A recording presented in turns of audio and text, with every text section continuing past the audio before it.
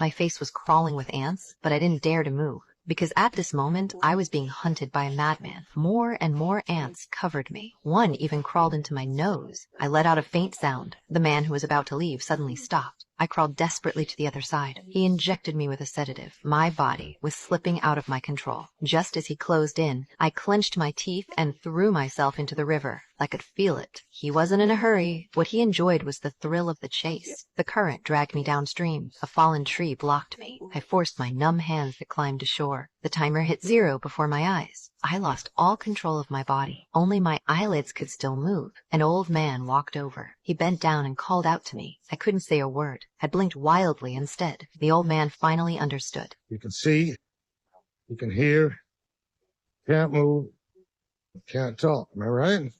He rushed me home on a cart. When he picked up the phone to call for help, a sharp knock hit the door. I blinked frantically to warn him. He acted pitiful, saying his phone was lost and asked to borrow the phone. The old man didn't let him in, but he forced his way inside. I held my breath, hiding behind the sofa. He pretended to be heartbroken, talking about a missing wife, acting sick in the head, even fake crying like it was real. I blinked desperately, but the old man started to believe him. Then the man's phone rang. He had said it was lost. His lie was exposed. He tore off his mask and began to threaten the old man. The old man pretended to agree, but when he turned his back, the old man struck, knocking him to the ground. For a second, I felt hope. But then he pulled out a knife. I blinked hard to warn, but it was too late. The blade cut into the old man's leg. I watched him collapse in front of me. The madman dragged over gasoline, ready to set the place on fire. I tapped the floor with my finger in panic, but no sound came out. Flames were about to rise. I yanked the curtain with all I had left. He noticed just as he turned to leave. The sofa was pushed away. I was fully exposed. I saw a police cruiser in the mirror. That was my last hope. He played the victim to the cops, saying we lost a son, and that's why I was like this. The officer's tone began to soften.